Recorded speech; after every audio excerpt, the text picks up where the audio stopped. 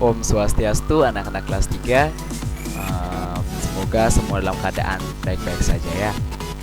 Jadi pada hari ini Pak mengirimkan video mengenai materi yang akan kita bahas pada tema 8, subtema yang kedua.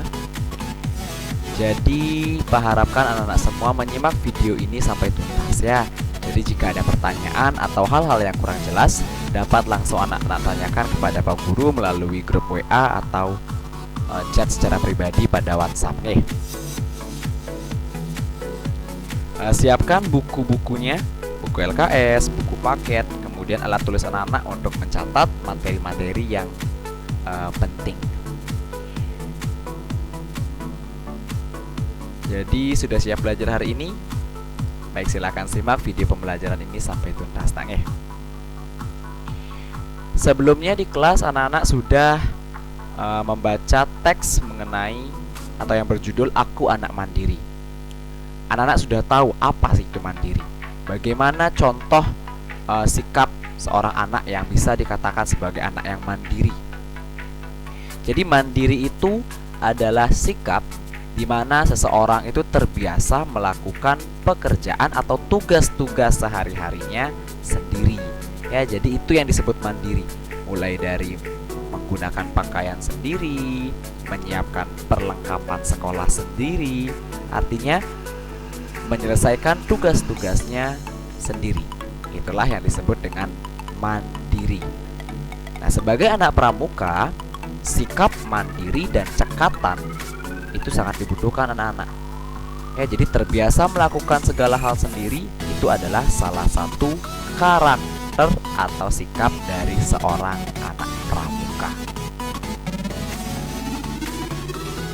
Sebelumnya anak-anak juga telah mempelajari dan mengenal beberapa atribut-atribut yang terdapat pada seragam pramuka. Nah, dapat dilihat pada layar anak-anak. Ini adalah atribut-atribut yang terdapat pada seragam pramuka anggota siaga, baik anggota putri maupun anggota putra. Ya, dapat disimak. Terdapat beberapa emblem-emblem atau atribut-atribut yang khusus dipasang pada seragam pramuka. Nah, apa saja itu? Kita akan bahas lebih dalam pada video kali ini.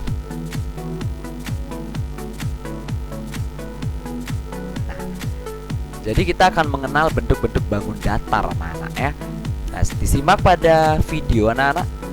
Berikut ini adalah gambar-gambar beberapa atribut yang terdapat pada pakaian atau baju seragam pramuka. Dimana ini terdiri dari beberapa gambar. Yang pertama ada tanda kecakapan khusus. Kemudian ada tanda barung. Kemudian ada tanda pelantikan, ada lambang pandu dunia. Kemudian ada tanda jabatan, nomor gugus depan, dan papan nama atau emblem nama. Nah, jika anak-anak perhatikan, semua atribut-atribut kelengkapan pakaian pramuka ini bentuknya berbeda-beda anak-anak. Ada yang berbentuk lingkaran seperti ini, ada yang berbentuk persegi seperti ini, ada juga yang berbentuk segitiga dan persegi panjang. Nah, inilah yang disebut dengan bangun datar. Ya, jadi jika anak-anak simak kembali, lihat kembali pada atribut-atribut pramuka, ini semuanya menggunakan bentuk-bentuk bangun datar. Jika anak-anak masih ingat, sebelumnya anak-anak sudah mempelajari simetri putar, simetri lipat, dan sumbu simetri dari bangun datar. Jadi bangun datar ini masih anak-anak bahas dan anak pelajari pada subtema-subtema berikutnya.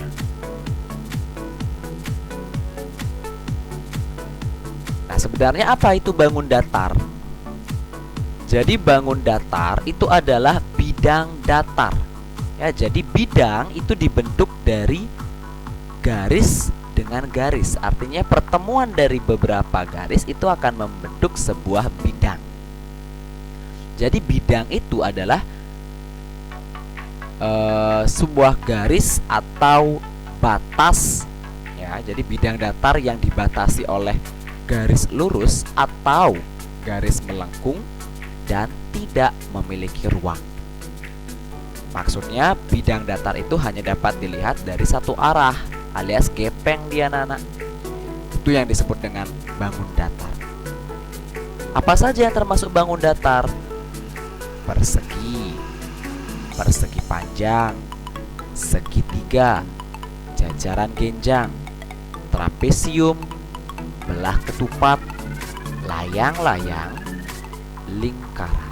Dan masih terdapat beberapa bangun datar yang lainnya seperti segi 6, segi 5, dan lain sebagainya. Perhatikan contoh benda yang berbentuk bangun datar berikut. Nah, ini adalah beberapa benda yang berbentuk atau memiliki bentuk bangun datar. Contohnya roda. Roda ini memiliki permukaan yang berbentuk lingkaran. Lingkaran seperti yang Pak jelaskan sebelumnya, lingkaran itu adalah bangun datar. Kemudian ember ini. Ember ini yang mana bangun datarnya adik-adik? Jadi bangun datarnya itu ada pada bagian atasnya. Ya, bagian atasnya ini saja. Dan bagian bawahnya yang sama-sama berbentuk lingkaran. Jadi diingat, konsep bangun datar itu dibatasi oleh garis, baik itu garis lurus maupun garis melengkung yang tidak memiliki ruangan di dalamnya.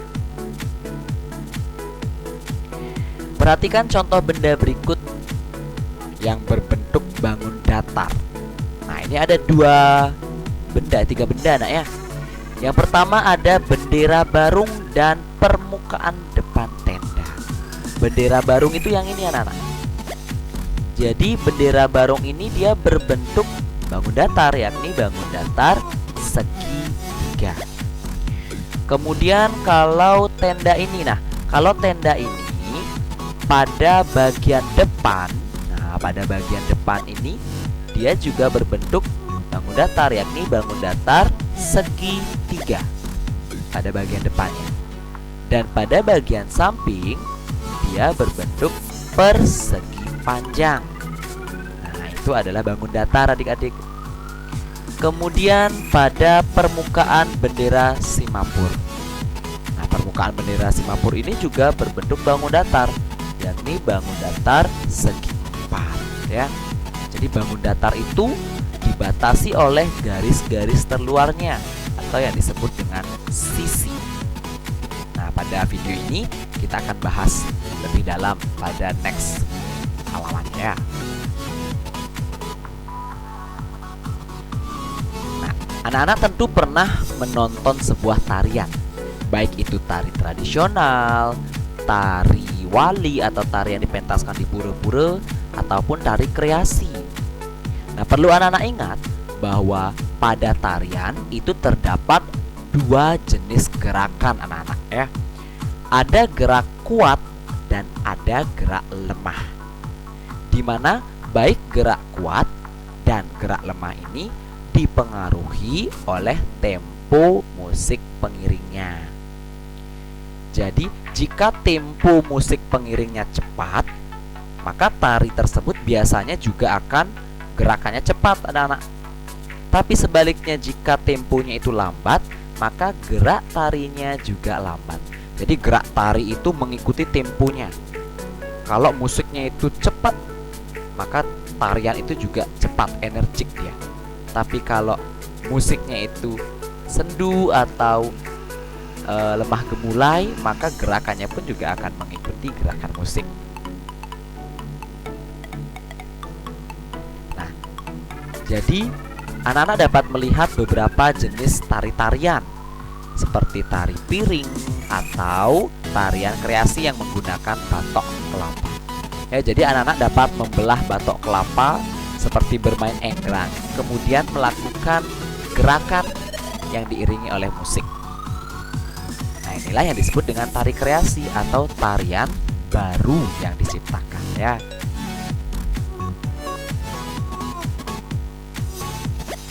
Nah, Anak-anak tentu sudah ingat ya tentang Garuda Pancasila sebagai lambang negara kita. Jadi pada burung Garuda Pancasila itu terdiri dari beberapa komponen. Masih ingat bukan? Yang pertama, kepala burung Garuda menoleh ke arah kanan yang melambangkan negara Indonesia berpihak kepada kebenaran. Kemudian terdapat bulu leher dengan jumlah 45, bulu sayap dengan jumlah 17 helai, kemudian pangkal ekor berjumlah 19 helai, dan bulu ekor berjumlah 8 helai.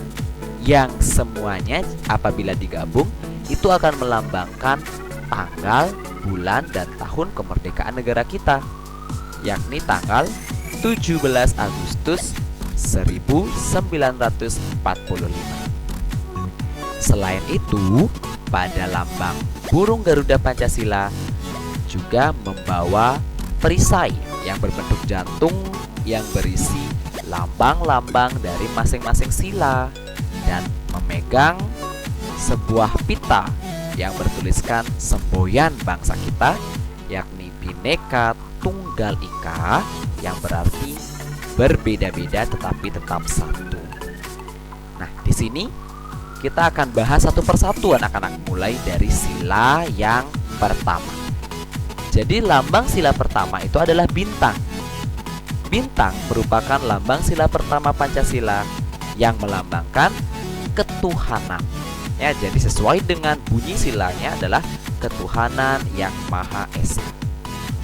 Jadi sinar-sinar bintang itu dilambangkan sebagai sinar Tuhan, ya, yang tinggi di langit. Bintang itu bersudut 5, terletak di tengah perisai. Apa makna dari sila pertama Pancasila? Jadi makna dari sila pertama yakni ketuhanan yang Maha Esa, bangsa Indonesia itu percaya kepada Tuhan yang Maha Esa. Percaya kepada Tuhan yang Maha Esa merupakan nilai luhur yang harus dijaga dan dilaksanakan dalam kehidupan sehari-hari. Contohnya, berdoa, bersembahyang. Kemudian sebelum melakukan kegiatan, kita wajib berdoa sesuai dengan agama dan kepercayaan masing-masing. Nah, itu adalah contoh dari pengamalan sila pertama Pancasila. Nah, selanjutnya anak-anak, kita akan masuk ke materi berikutnya, yakni TKU dan TKK ya. Jadi apa sih itu TKU dan TKK? Jadi TKU dan TKK itu terdapat pada seragam pramuka ya. Nah, kita akan bahas TKU dan TKK itu terdapat pada seragam pramuka seperti yang Pak bilang tadi. Jadi seragam pramuka itu berwarna coklat yang biasanya dilengkapi dengan tanda-tanda pramuka atau atribut pramuka. Salah satu tanda pramuka yang dipasang di baju pramuka adalah tanda kecakapan. Tanda kecakapan itu adalah tanda yang menunjukkan kecakapan atau keterampilan atau ketangkasan, kemampuan, sikap, dan usaha seorang pramuka pada bidang tertentu. Ya, jadi tanda kecakapan itu adalah sebuah tanda yang didapatkan oleh seorang anak pramuka setelah mampu memiliki keterampilan, ketangkasan, sikap pada satu bidang tertentu. Nah, coba anak-anak lihat gambar berikut. Nah, di sini anak ini adalah seorang anak pramuka. Ya, ini adalah anak pramuka di mana pakaiannya. Nah, ini dapat anak lihat, ini adalah tanda-tanda kecakapan yang dia miliki. Berarti satu tanda kecakapan itu memiliki arti yang berbeda, anak-anak. Ya, jadi tiap-tiap tanda kecakapan itu maknanya berbeda-beda. Nah, selain tanda kecakapan yang tadi, nah, dalam baju pramuka itu terdiri dari tanda kecakapan khusus dan tanda kecakapan umum atau TKK dan TKU. Apa itu TKK dan TKU? Jadi Pak bahas dari yang pertama.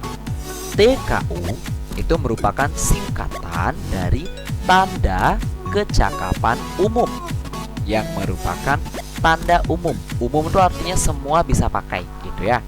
Jadi tanda umum yang digunakan oleh seluruh anggota pramuka. Jadi setiap anak pramuka itu wajib menggunakan atribut ini pada seragam-seragam mereka. Jadi tanda umum pramuka itu diantaranya ada tanda tutup kepala atau tapop, tanda topi, tanda pelantikan. Kemudian ada setangan leher atau kacu, tanda harian, tanda wosem atau tanda pramuka dunia. Nah, di sini dapat anak-anak lihat pada seragam pramuka yang digunakan oleh Bapak Presiden kita dan beberapa anggota pramuka lainnya, ini terdiri dari beberapa atribut. Nah, atribut-atribut ini adalah atribut umum yang wajib digunakan oleh setiap anggota pramuka. Contohnya apa saja? Ini tanda wosem atau lambang pandu dunia yang waktu ini Pak tunjukkan di kelas. Kemudian ada tanda pelantikan yang lambangnya tunas kelapa. Ini adalah tanda umum yang wajib ada pada setiap seragam pramuka. Selain itu ada juga lambang kuarda ya, atau kuartir daerah. Kalau kita di Provinsi Bali, kita menggunakan lambang kuarda Bali. Kemudian ada tulisan kuarcap kita, kuarcap kuartir cabang Gianyar. Itu yang umum boleh digunakan.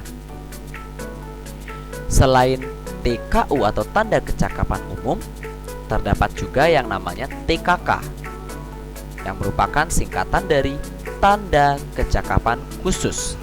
Nah, berbeda dengan yang umum adik-adik atau anak-anak ya. Jadi TKK ini tanda yang khusus digunakan apabila anggota pramuka tersebut memiliki kemampuan khusus pada bidang tertentu. Artinya tidak sembarang orang bisa pakai. Jadi tanda kecakapan khusus ini diberikan untuk menambah semangat anggota pramuka, yang bertujuan untuk melatih keterampilan serta kemandirian dari anggota pramuka itu sendiri. Apa saja contoh dari TKK? Nah, berikut adalah 10 TKK yang ada dalam gerakan pramuka. Yang pertama yang ini. Ini adalah lambang TKK P3K atau pertolongan pertama pada kecelakaan. Apabila anggota pramuka tersebut ahli atau mahir dalam bidang pertolongan pertama pada kecelakaan, maka dia berhak menggunakan TKK ini. Kemudian ada TKK pengatur ruangan, dia yang mengatur ruangan atau tempat kemah biasanya. Kemudian TKK pengamat dengan bentuk mata ya untuk mengamati. Kemudian TKK juru masak. Jadi jika mahir atau ahli dalam bidang masak-memasak, maka dia akan mendapatkan TKK ini. Kemudian TKK berkemah. Nah, ini akan didapatkan apabila seorang anak pramuka telah menyelesaikan kegiatan perkemahan ya. Jadi tidur dan melaksanakan kegiatan di luar ruangan. Kemudian ada TKK penabung, TKK penjahit, TKK juru kebun, TKK pengaman kampung, dan TKK gerak jalan. Jadi masing-masing TKK ini mempunyai makna yang berbeda-beda tergantung dari lambang yang ada pada masing-masing TKK tersebut. Ya, jadi jika dia ahli dalam gerak jalan, maka dia akan dapat TKK gerak jalan. Jika dia mempunyai keahlian dalam menjahit, maka dia akan dapat TKK menjahit. Ya, jadi TKK ini khusus untuk yang memiliki kemampuan pada bidang tertentu, tidak semua orang ya.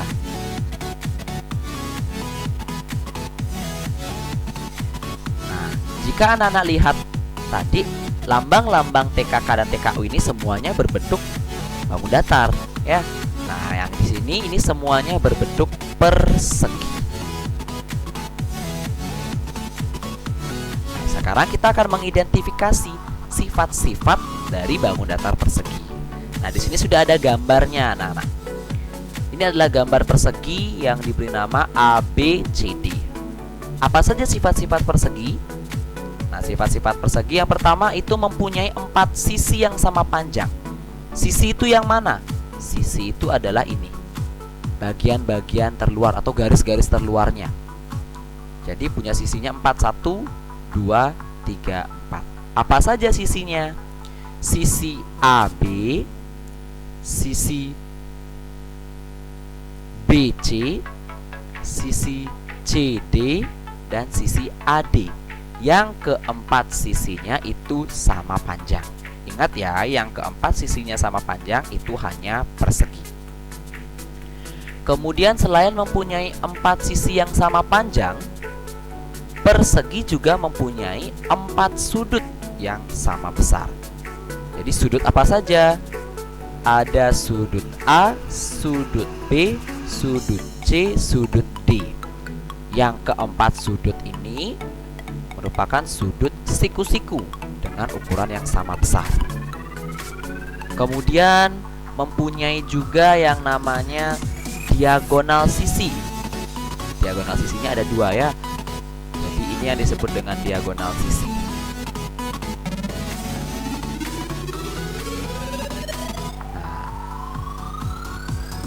Nah, jadi garis yang ditarik dari ujung sudut ke ujung sudut lainnya. Dia mempunyai 2 diagonal sisi, yakni DB dan AC.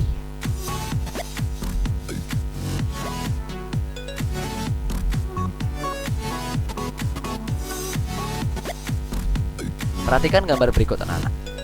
Nah, bendera Simapur dan permukaan meja itu mempunyai bentuk yang sama, yakni sama-sama berbentuk persegi.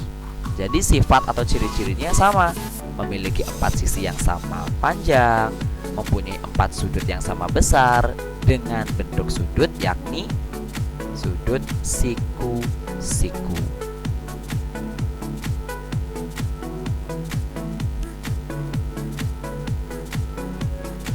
Nah, ini Pak lewati ya, tadi sudah Pak jelaskan. Selanjutnya ada lambang sila kedua Pancasila. Lambang sila kedua Pancasila itu adalah rantai. Ya, jadi lambangnya rantai. Rantai merupakan lambang sila kedua Pancasila yang berbunyi kemanusiaan yang adil dan beradab. Rantai terdiri atas mata rantai bulat dan persegi yang jumlahnya 9 dan 8 ya. Jadi bulat dan persegi ini juga punya makna anak-anak. Bulat itu melambangkan wanita dan persegi itu melambangkan pria atau laki-laki. Jadi adil di sini maksudnya wanita dan pria atau laki-laki atau perempuan memiliki kedudukan yang sama. Nah, ini dia. Mata rantai bulat melambangkan perempuan dan mata rantai persegi melambangkan laki-laki. Mata rantai bulat dan persegi itu saling berkaitan atau terkait ya, tidak terputus. Mata rantai tersebut sambung menyambung yang melambangkan generasi penerus yang turun-temurun. Itu makna dari sila kedua. Contohnya adalah kita menghargai setiap orang, tolong-menolong tanpa pandang bulu atau tidak memilih-milih. Jadi kita harus menolong atau berteman dengan siapa saja, baik itu laki-laki maupun perempuan. Kita tidak boleh memilih-milih teman. Oh, saya hanya mau berteman dengan yang satu daerah, atau hanya mau berteman dengan yang memiliki budaya yang sama atau agama yang sama. Nah, itu tidak boleh. Jadi yang adil dan beradab, kita harus memiliki sikap saling menghargai dan saling toleransi ya. Jadi adil, kita tidak memilih-milih siapapun. Nah, makna sila kedua ini setiap manusia itu baik laki maupun perempuan itu saling menghargai, saling membantu, saling tolong-menolong satu sama lain sehingga kuat seperti rantai yang tidak mudah putus. Itu maknanya, anak-anak. Kemudian ada lambang sila ketiga yakni pohon beringin. Jadi lambang sila ketiga yakni pohon beringin yang berbunyi Persatuan Indonesia itu mempunyai makna bahwa bangsa Indonesia itu bersatu untuk mempertahankan negara kesatuan Republik Indonesia. Adanya keberagaman yang dimiliki oleh bangsa Indonesia diperlukan sikap toleransi bersikap menghormati dan saling menghargai. Ya, walaupun kita berbeda-beda agama, berbeda budaya, berbeda suku atau bahasa daerah, kita harus tetap mengedepankan sikap toleransi dan sikap saling hormat dan menghargai. Tidak boleh membeda-bedakan ya. Sama seperti ini makna lambang dari sila ketiga, yakni pohon beringin. Pohon beringin ini adalah pohon yang besar yang mampu memberikan tempat berteduh bagi orang yang banyak. Kemudian mempunyai sulur atau akar-akar gantung yang maknanya walaupun akar sulurnya itu banyak menjuntai ke bawah, tapi ujungnya tetap satu, sumber tetap satu, ya tetap dari satu pohon. Sama dengan bangsa Indonesia, walaupun kita mempunyai banyak suku, banyak budaya, banyak bahasa daerah, tetapi kita tetap satu, yakni satu negara, yakni bangsa Indonesia.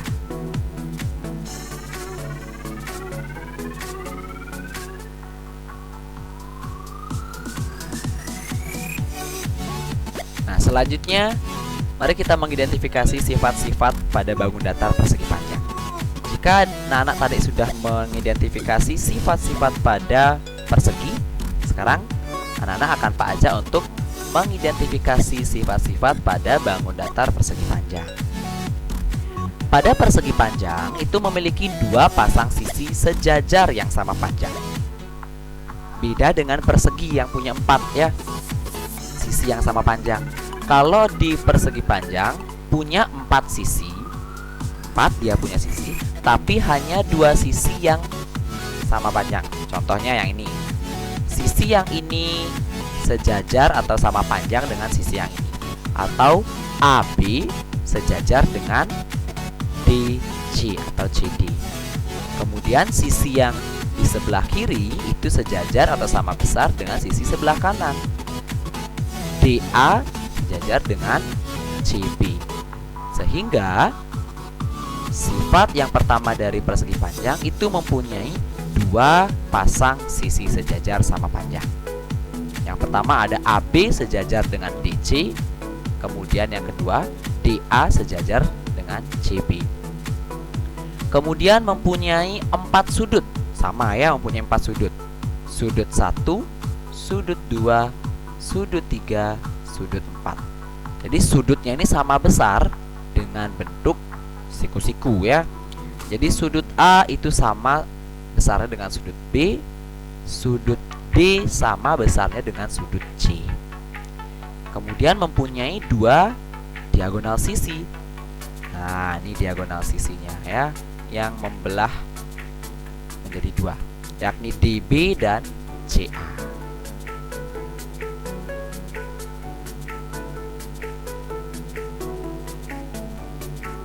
Hapus dulu gambarnya. Perhatikan gambar berikut. Nah, dua gambar ini adalah gambar atau benda yang mempunyai bentuk persegi panjang. Pertama ada papan tulis dan lukisan.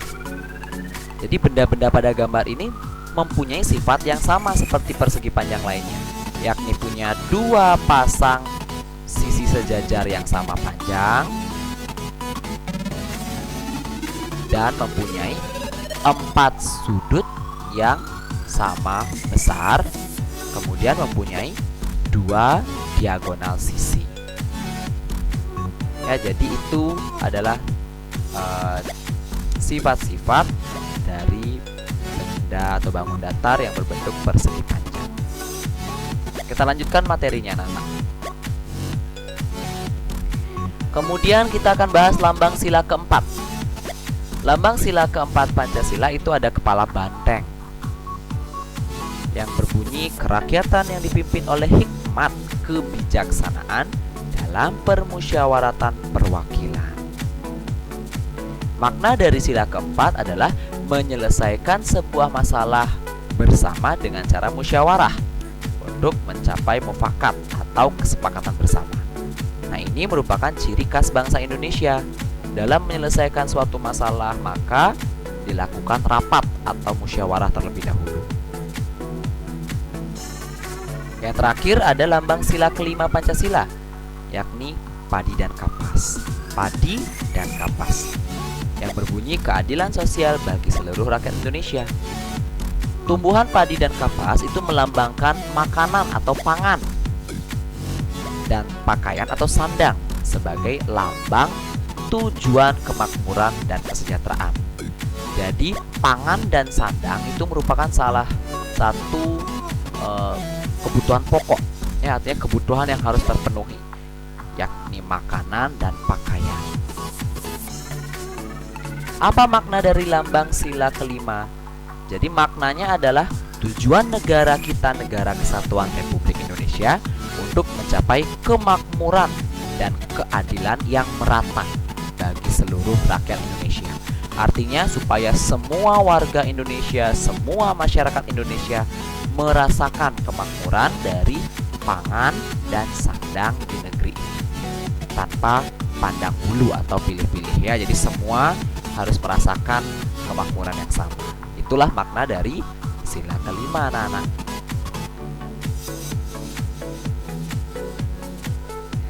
Nah, sebelumnya anak-anak juga sudah Pak ajak untuk mengingat dan mempelajari lambang-lambang sila Pancasila. Jadi dilihat lagi bahwa di leher Pancasila, di leher burung Garuda Pancasila itu terdapat perisai yang berbentuk jantung, di mana pada masing-masing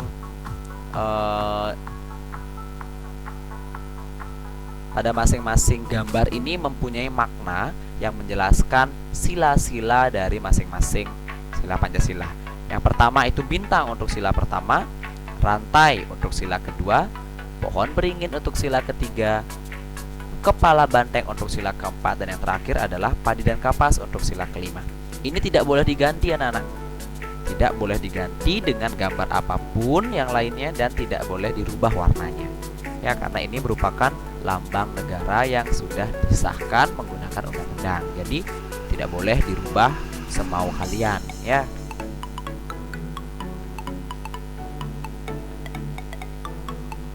Nah, membedakan bangun datar berdasarkan sifat-sifatnya. Terdapat banyak benda di sekitar kita yang memiliki permukaan yang berbentuk bangun datar. Nah, yang tadi baru beberapa itu, anak-anak. Permukaan tenda dan permukaan pada bendera Barung. Masih banyak benda-benda lain yang bentuknya bangun datar. Contohnya buku yang berbentuk persegi panjang, jam dinding yang berbentuk lingkaran, pintu lemari yang juga berbentuk persegi panjang, ubin atau keramik yang berbentuk persegi, dan masih banyak yang lainnya. Ya, semua itu adalah bangun datar. Jadi silakan anak-anak cari dan pelajari kembali materi-materi yang terdapat pada buku LKS maupun buku paketnya, supaya materi-materi yang ada pada buku dan materi yang sudah Pak jelaskan pada video ini nyambung, sehingga walaupun waktu sedikit, walaupun hari ini anak-anak libur cuti bersama, Pak harapkan anak-anak tetap membaca dan mempelajari buku dan membaca materi-materi yang ada pada buku-buku tersebut. Sekian video yang bisa Pak sampaikan. Apabila terdapat pertanyaan atau hal yang kurang jelas, silakan anak-anak tanyakan langsung di grup kelas ataupun langsung tanyakan kepada Pak Guru melalui WA. Sekian, Pak tutup dengan para pesanti. Om Santi, Santi, Santi Om.